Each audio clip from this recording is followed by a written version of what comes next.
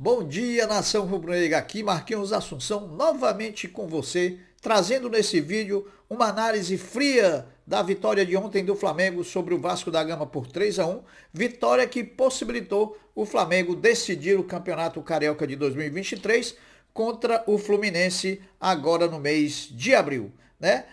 Além também de trazer as últimas informações e as principais notícias do rubro-negro mais querido do Brasil e do mundo, o Clube de Regatas do Flamengo. Bom, inicialmente eu pediria a você que ainda não é inscrito no canal, que você se inscreva, pois a sua inscrição é muito importante para o crescimento do trabalho, que também você deixe o like, porque o like sinaliza para a plataforma que você está gostando dos conteúdos, que também você compartilhe esses mesmos conteúdos nas suas redes sociais, para que mais rubro-negros se juntem a nós e, por fim, que você ative o sininho das notificações para que o YouTube possa notificá-lo de tudo o que acontece de novidade aqui no nosso canal. Bom, dito isso, inicialmente nós traremos algumas informações pertinentes ao jogo para depois fazer uma análise fria, sem a adrenalina da emoção da partida, do que foi a vitória do Flamengo por 3-1 diante do Vasco da Gama,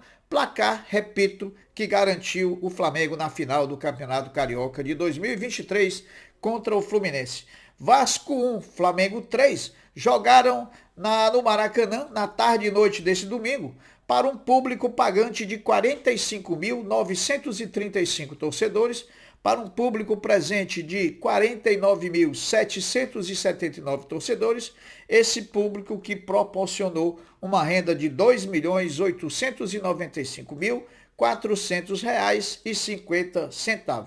Os números do jogo: o Flamengo teve 47% de posse de bola, teve 16 finalizações ao gol, teve duas grandes chances de marcar e teve como passe certo 311 passes certos, o que equivale a 82% de todos os passes que o Flamengo emitiu na partida. Bom, feito esses comentários, essas informações a respeito do jogo, vamos falar aqui um pouco do que foi a partida entre Vasco 1, Flamengo 3, ontem à tarde no Maracanã.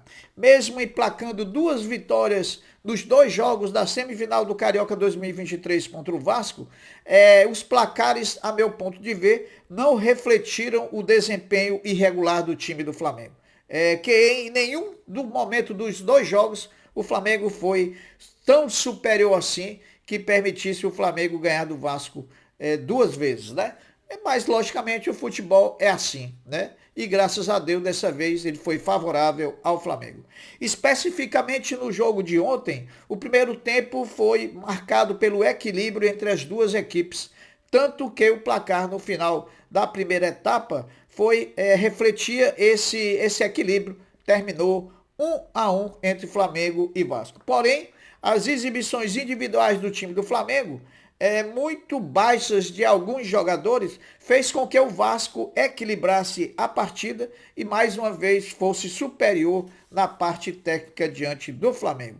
Jogadores como Cebolinha, Davi Luiz, Rodrigo Caio, Gerson e até Gabigol, muito mal na partida, muito mal, o que fez com que a torcida em peso pedisse que, além de colocar Everton Ribeiro no banco, que era o único, outros medalhões também passassem a sentar no banco, enquanto apuram a forma e possam voltar como titulares no time do Flamengo.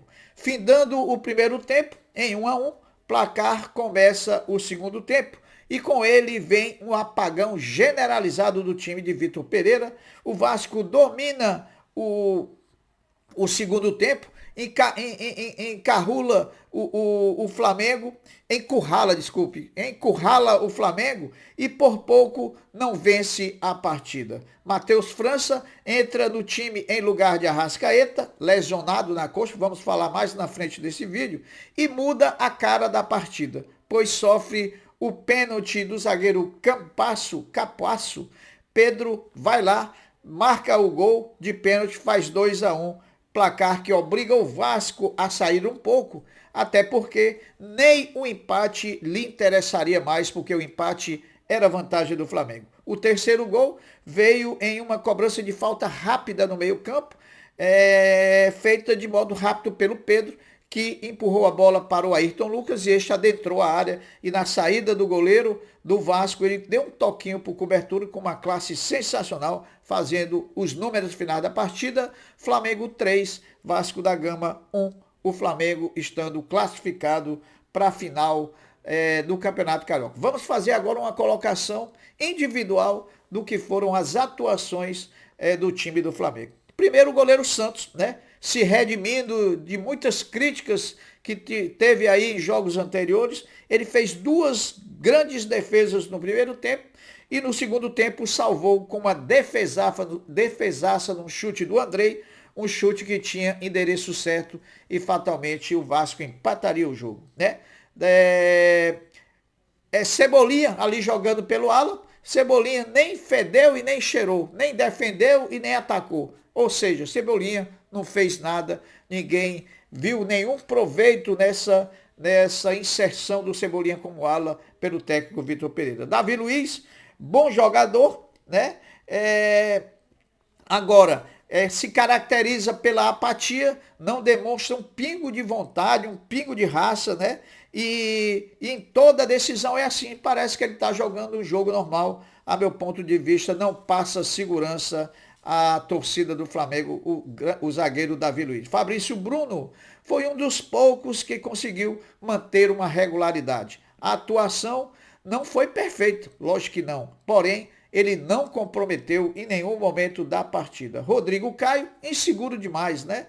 Rodrigo Caio cometeu algumas faltas bobas contra os adversários e foi até substituído, que foi, no meu entendimento, uma boa substituição, porque ele estava meio claudicando e o Vasco colocou jogadores rápidos no segundo tempo, justamente para jogar na deficiência da lentidão, tanto de Rodrigo Caio, como também de Davi Luiz. Ayrton Lucas, boas investidas pelo lado esquerdo, colado ali a linha lateral, foi decisivo tanto no primeiro gol, como também na marcação. Ayrton Lucas foi um dos destaques do time do Flamengo na partida de ontem. Eu coloco Ayrton Lucas, Santos e também Matheus França como os grandes destaques. Gerson, talvez uma das piores exibições do Gerson vestindo o manto sagrado rubro-negro. Não acertou nada, né? Muito querendo a bola no pé, aquela paradinha de ficar, foi roubado 2 vezes bola dele, que proporcionaram perigo de gol ao time do Flamengo e chance real do Vasco marcar. Thiago Maia, apenas protocolar a exibição do Thiago Maia, né? No começo muito seguro, depois foi se firmando e quando ele tirou o zagueiro Rodrigo Caio, e colocou o Léo Pereira, ele praticamente ficou ali do lado esquerdo e aí cresceu um pouquinho de produção, mas não foi nada demais, né? O Cebolinha nós já falamos, o Arrascaeta, primeiro tempo discreto, apesar de 2 boas chances de gol em chutes de fora da área, né? Saiu com suspeita de lesão no segundo tempo. Gabigol, mais uma atuação abaixo do nosso artilheiro, que vai agora para a 6ª partida sem marcar um gol com o time do Flamengo. É preocupante essa abstinência de gol do Gabigol. Pedro, muito assertivo na área, muito atento, né? Diferentemente dos anos anteriores, Pedro avançou, diferentemente de jogos anteriores, Pedro avançou um pouco na marcação, teve esse cuidado, principalmente com as subidas do zagueiro do Vasco, coisa que não fazia. Marcou 2 dos 3 gols do Flamengo e foi um dos destaques do time. Matheus França, garoto, incendiou o jogo com suas jogadas individuais, com sua chegada para cima da defesa do Vasco, mostrou o seguinte: eu me chamo Matheus França, né? Depois de muito questionado pela lentidão, por querer a bola no pé, o garoto mostrou a que veio e fez a diferença. Foi a partir da entrada no time dele que o Flamengo cresceu de produção. No final, Flamengo 3, Vasco 1.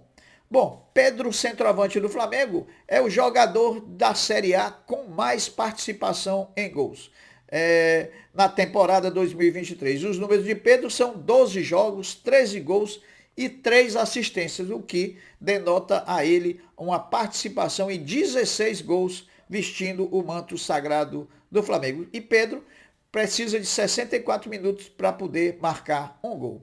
Bom, Flamengo e Fluminense farão a final do Campeonato Carioca em 2 partidas. Eles jogarão no dia 2 e no dia 9 de abril, uma semana depois. Lembrando que os dois farão a 4ª final consecutiva do Campeonato Carioca. Para as partidas finais entre Flamengo e Fluminense do Cariocão 2023, não há vantagem alguma para nenhuma equipe. Ou seja, Flamengo e Fluminense chegam em posições iguais para a disputa da final. Após a partida, Flamengo anunciou que o atleta Jorge André Arrascaeta foi substituído com uma lesão na coxa. O meia deixou o campo mancando no segundo tempo do clássico contra o Vasco da Gama.